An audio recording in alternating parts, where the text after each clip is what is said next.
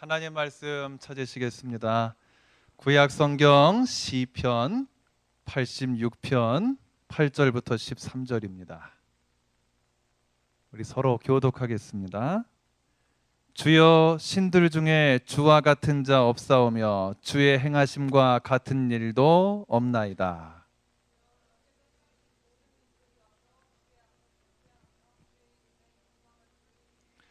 무릇 주는 위대하사 기이한 일들을 행하시오니 주만이 하나님이시니이다.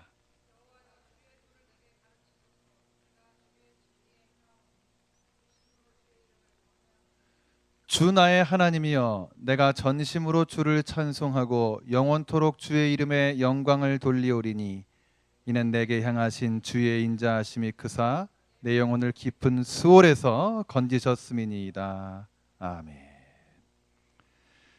여러분, 지금까지 계속 찬양을 드렸습니다. 찬양 가사 속에 하나님이 어떤 분이신지 다 고백을 하고 있어요. 여러분, 고백하시는 하나님은 어떤 분입니까? 오늘 이 본문의 8절에도 나와 있습니다. 우리 다시 한번 같이 한번 좀 읽어보겠습니다. 제가 먼저 읽었던 8절 함께 읽습니다. 시작. 주여, 신들 중에 주와 같은 자 없사오며 주의 행하심과 같은 일도 없나이다. 그런 뜻은 자명합니다. 다 아시죠? 여러분, 신들 중에 주와 같은 자 없사오며, 근데 이 신들이라 그랬어요. 구약 성경은 원래 신이 하나님이면 들이 될 수가 없어요. 근데 신들 그랬거든요. 하나님 외의 우상들이지만 내가 더 하나님보다 더 좋아하는 것도 되는 겁니다. 여러분, 이런 고백할 수 있습니까? 명품들 중에 주와 같은 자 없사오며, 집들 중에, 선수들 중에, 탤런트들 중에 주와 같은 자 없사오며 하실 수 있죠? 주의 행하심과 같은 일도 없나이다 했습니다. 주님의 손길이 나를 인도한다면 여러분 하시는 모든 일들도 다 주님의 손 안에 있습니다. 여러분, 주의 행하심과 같은 일도 없나이다. 매일같이 그렇게 고백할 수 있겠습니까? 예배 때 여러분, 목청껏 마음으로 고백하는 것도 참 중요하지만은 삶 속에서 이를 느끼고 고백하는 것도 중요합니다. 여러분, 찬양할 때 여러분 한 사람 한 사람을 향한 주님의 마음을 알았습니까? 여러분, 주님의 손길을 느끼시나요? 여러분이 느끼고 확신한 그대로 늘 함께하고 계시는 거예요. 또 이미 그렇게 함께하고 계셨습니다. 여러분, 방금도 기도를 드렸습니다. 예배 때 드리는 기도의 제목들이 다 있어요. 마음으로 부르짖습니다. 이때 하나님께서 우리가 간구할 때만 나타날까요? 간구가 이루어질 때만 하나님은 계실까요? 저는 근본적인 사실을 지적해 두겠습니다.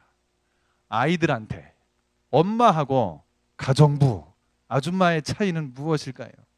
공통점은 있어요. 두 분 다 때 되면 밥을 해줍니다. 빨래도 해줍니다. 근데 아줌마는 시간이 되면 가요. 하지만 엄마는 아무리 나가 있어도 시간 되면 되돌아오지요. 늘 곁에 있는 겁니다. 하나님도 이와 같으신 거예요.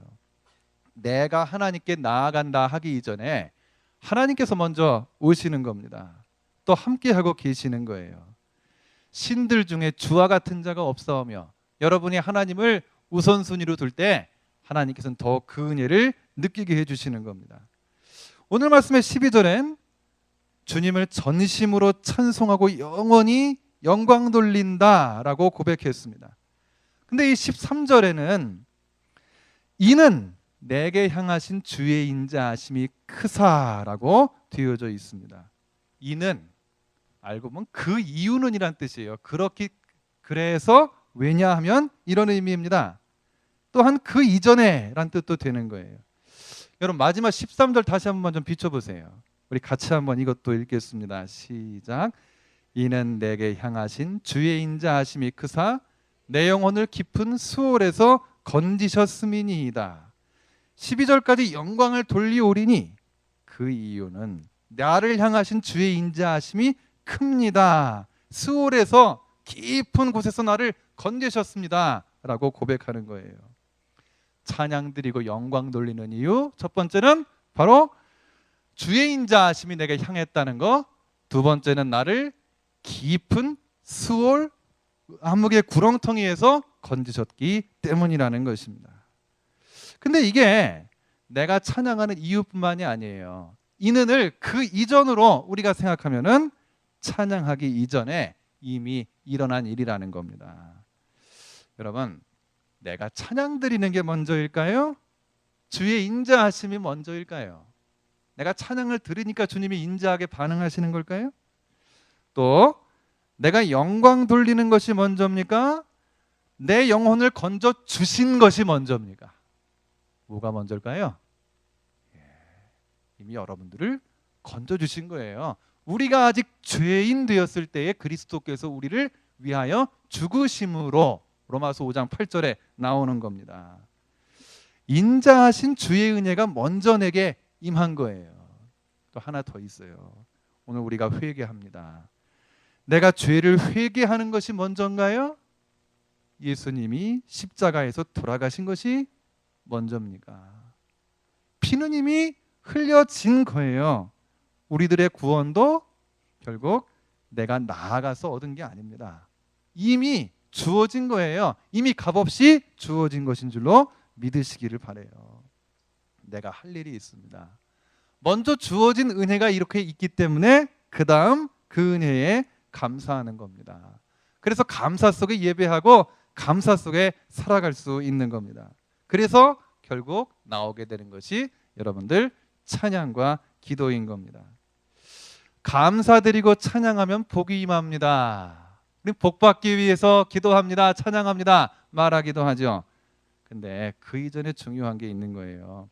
먼저 내게 은혜가 왔으니까 응답하면서 찬양을 드린다는 거예요. 여러분, 오늘 절기가 무슨 절기인지 아세요? 뭐 추수한 날이죠? 보리, 맥주만 생각나요? 아니죠? 맥추 감사절. 맥주 감사절이 아니고 맥추 감사절. 여러분, 교회 학교 때부터 다 새겨왔어요.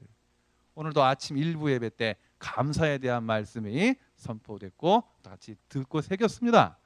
근데 여러분, 감사가 실은 그거예요. 뭐가 눈에 보이는 게 있기 때문에 감사가 아니고 이미 나에게 주어진 주님의 은혜가 있었다는 거고, 그 은혜는 십자가에서 희생당하신 피를 흘리신 그 사랑이 있었기 때문이었다는 겁니다. 여러분, 그래서 감사를 드리면서 우리는 찬양합니다. 근데 이 본문을 보게 되면은 진정 감사함은 뭐라고 기도하고 찬양하느냐가 또 나오는 겁니다. 같이 따라해 보세요. 여호와여, 주의 도를 내게 가르치소서.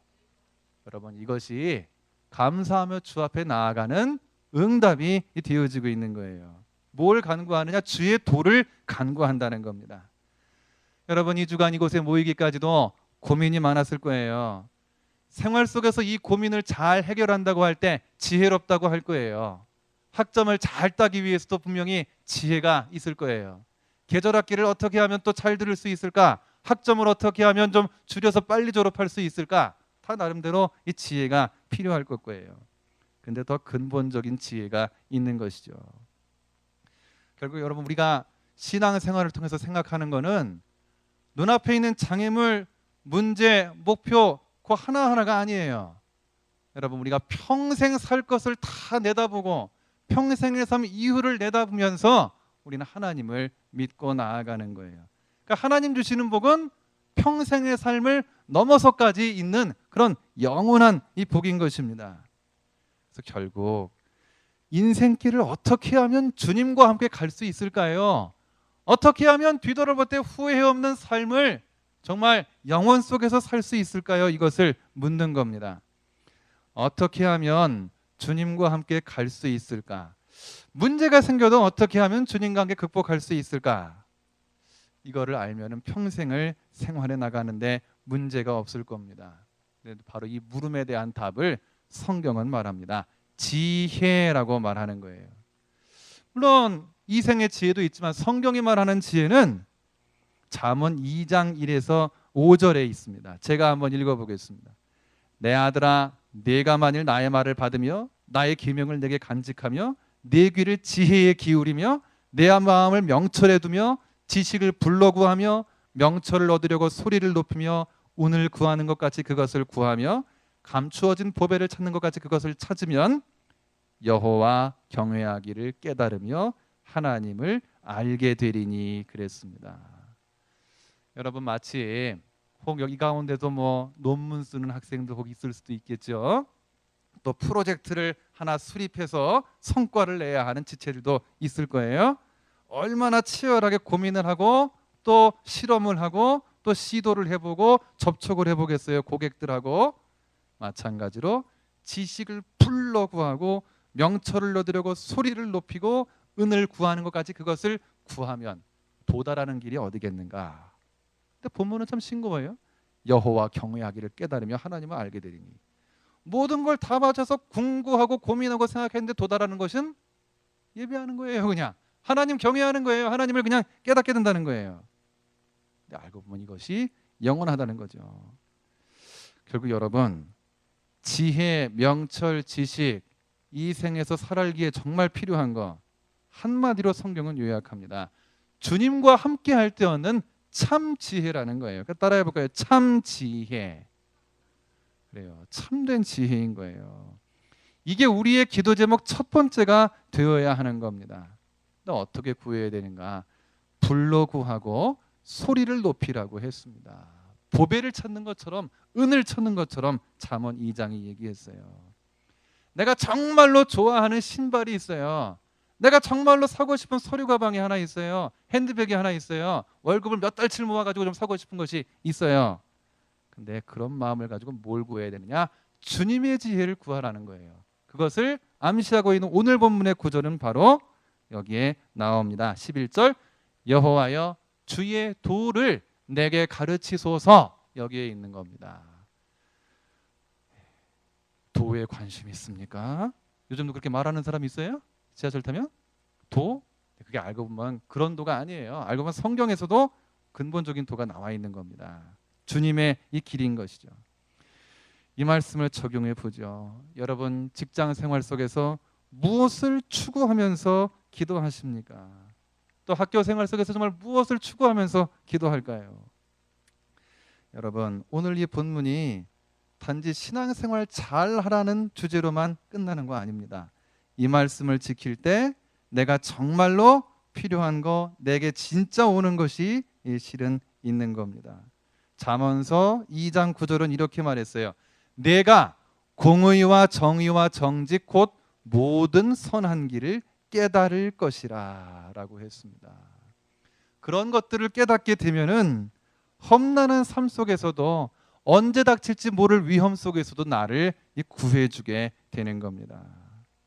결국 여러분 마음속에 참된 주님의 도 가운데 마음에 새겨진 주님의 말씀, 주님께서 함께하고 계시다고 하는 그 확신, 그 체험, 주님께서 마음속에 주시는 지혜, 이게 얼마나 중요한가를 꼭 기억하시고 나아가시길 바랍니다. 은혜에 감사하면서 예배하면서 정말 기도해야 될 건 주님의 도를, 주님의 지혜를 제게 가르쳐 주십시오. 이것을 기도하는 겁니다. 여러분 우리가 생각할 때 가장 근본적인 복 알고 보면 여러분 모두 각자 은혜 받은 경험들 한번 떠올려 보세요. 성경 말씀이 날 위한 말씀으로 다가왔을 때, 깨달아졌을 때, 정말 가슴속에 확 와닿았을 때, 부르짖어 기도할 때, 마음과 찬송할 때 경험했던 것들 한번 꼭 기억해 보기를 바랍니다. 그런 모습들은 사람마다 다르고 여러분들 은사마다 다를 거예요. 여기엔 낮고 못함이 없습니다. 근데 어떤 모습으로 하나님께 나아가든지 우리가 받은 은혜의 내용은 단 하나인 거예요. 가장 값진 거를 모으고 또 모아서 한 가지로 합쳐지면요. 우린 감리교회를 다닙니다. 존 웨슬리 목사님이 90평생을 산 다음에 임종할 때가 됐습니다. 거의 유족들이 막 모입니다. 기력이 다 쇠합니다. 눈이 감기려고 합니다. 근데 그분이 벌떡 일어나 앉았대요. 그분은 참 말을 많이 했어요. 인생의 3분의 1을 설교를 하고 전도를 했어요. 근데 유언은 딱 간단하게 한마디였대요. 벌떡 일어나 앉더니 무엇보다 좋은 것은 하나님이 우리와 항상 함께 계시다는 것이다 하고 다시 누우셨어요. 그러다가 얼마 안 있어서 임종을 했다는 겁니다. 무엇보다 좋은 게 간단한 거예요. 하나님이 함께하고 계시다는 겁니다. 하나님이 함께 계심을, 임마누엘을 늘 확신하고 생활에 나아가는 겁니다. 이거를 되뇌이고 되새김과 동시에 가슴속으로 체험하고 확신하고 되새기는 거죠. 이거를 기억하고 또 지금도 경험할 때 위로와 평안은 여러분 거기서 나오는 겁니다. 여러분 운동 잘하고 재밌는 영화를 보고 사랑하는 친구들과 웃고 떠들고 농담하면서 순간 행복을 느낄 수는 있을지 몰라요. 하지만 하나님이 함께 하심을 가슴 깊이 느끼는 가운데 마음속에 찾아오는 그 느낌, 이건 진정한 이 평안인 줄로 꼭 믿으시기를 바랍니다. 이런 마음이 저도 한번 현실에 부딪혀 보니까 많은 도움이 됐어요. 제가 군종 목사로 있었거든요. 지난주도 장로님께서 뭐 소개 말씀도 해주셨지만 저도 예화로 들었지만 그 군종 목사, 군목이라는 게요, 있다 보면은요, 일하는 내용은 신앙적인 내용이에요. 이를테면 성탄절 행사 계획 이런 걸 짜요. 십자탑 점등식 계획을 짭니다. 모여서 예배하는 계획을 짜요. 근데 겉으로는 부대를 통해서 그걸 다 해야 돼요. 여러분은 직장에서 짜는 것처럼 기한서도 만들어야 되고 결제란도 만들어야 되고 개요, 일반 계획, 세부 시간 계획, 협조사항 해가지고 이제 막 돌려야 돼요. 이제 그러니까 하나하나 다 사인 받아야 되잖아요. 그러니까 좀 교회에 대해서 좀 아는 분, 교인이 막 교인 집사님이 무슨 과장으로 계시면 참 편하잖아요, 그렇죠? 근데 제가 결제를 받아야 될 과장님이나 부장 같은 분들 계급이 엄청 높은 사람들이에요 다. 근데 기독교를 안 믿어요. 타종교 믿어요. 또 막 군목을 되게 싫어하는 사람들도 가끔 있어요. 하지만 또 충성 부장님 결제 좀 해주셔야 됩니다. 이렇게 할 때가 있어요. 쉽지는 않죠. 근데 여러분 이런 거 하다 보면은 안 믿는 사람들하고 어우러져야 돼요. 그러다 보면 여기저기서 전화 와요. 호출도 해요. 막 항의도 들어요. 아유 미리 알려주셔야 되지 않습니까? 막 이제 그렇게 될 때가 있어요. 안 믿는 사람들이. 교회라고는 좀 다르지만 예전 같으면요 가슴이 벌렁벌렁 뛰어요. 막 등줄기에 땀이 났을 거예요. 무섭잖아요, 여러분. 근데 일정 부분 지나니까 마음이 안 흔들려요. 뭔 소리를 들어도 그냥 그다지 제가 해야 할 바를 잊어버리지 않는 경지에 도달하게 됩니다. 근데 알고 보면 거기서 뭘 깨닫게 되느냐. 오늘 말씀드리면 이런 거예요. 내 영혼을 깊은 수월에서 건지셨음이니이다. 같이 따라해 볼까요? 내 영혼을 깊은 수월에서 건지셨음이니이다. 깊은 수월, 죽음의 세계죠. 영혼이 떠나게 될 때 나락으로 떨어지는 곳, 하나님 없는 곳, 처벌을 벌을 기다리는 곳, 죽음의 세계예요. 근데 이 생 속에서 그 일부를 경험할 수 있는 건 여러분 현실 속에서 느낄 수 있는 불안, 공포, 때로는 공황 이런 것들이에요. 혹 여러분 직장 다닐 때도 직장 다니시는 분도 혹 한 주간에서 상사와의 관계 속에서 거래처를 찾아오는 고객과의 관계 속에서 여러분들이 만나는 무수한 협상 파트너들과의 관계 속에서 많은 일들이 있었을 줄로 생각합니다. 때론 그것이 낭패가 되기도 하고 보람이 되기도 하고 승리가 되기도 하고 또 하지만 두려움이 될 때도 있을 겁니다. 내 영혼을 깊은 수월에서 건지셨음이니이다. 수월에서도 건지세요. 삶 속에서 모든 그 공황과 어려움과 그런 정말 쫓기는 마음 속에서도 주께서 건지실 줄로 믿으시기를 바랍니다. 여러분 혹독한 과정도 있어요. 가정, 일터, 학교 등에서 말씀대로 따라 나아갈 때 적용을 해나갈 때 많은 노력을 할 겁니다. 그럴수록 내 영혼을 깊은 수월에서 건지셨음이니이다. 기억해야만 됩니다. 하나님이 함께 해주심도 여러분 그렇습니다. 생활 속에 행복할 때가 있지만 슬플 때가 있습니다. 잘 될 때가 있지만 못 될 때도 있어요. 얻을 때도 있지만 잃을 때도 생깁니다. 일마다 때마다 손뼉 치고 웃다가 또 울다가 여러분 이렇게만 할까요? 정말 삶 그대로, 생활 환경 그대로 반응만 하겠어요? 하나님이 함께 해주시면 언제 어디서나 마음은 흔들리지 않을 수 있습니다. 무슨 상황 속에서도 내가 가야 할 길을 결코 놓치지 않을 수 있어요. 현실 속에서 내가 마음 중심을 놓치지 않고 나아갈 수가 있는 겁니다. 여러분, 예수로 나의 구주 삼고라는 찬양 아시죠? 거기에 이런 가사 있어요. 세상과 나는 간 곳 없고 구속한 주만 보이도다. 이것이 나의 찬송이요, 이것이 나의 간증일세. 그랬습니다. 여러분, 정신적인 위기, 정신적인 상처, 공황, 현대를 나아가는 우리들에게, 젊은 세대들에게 참 많이 찾아옵니다.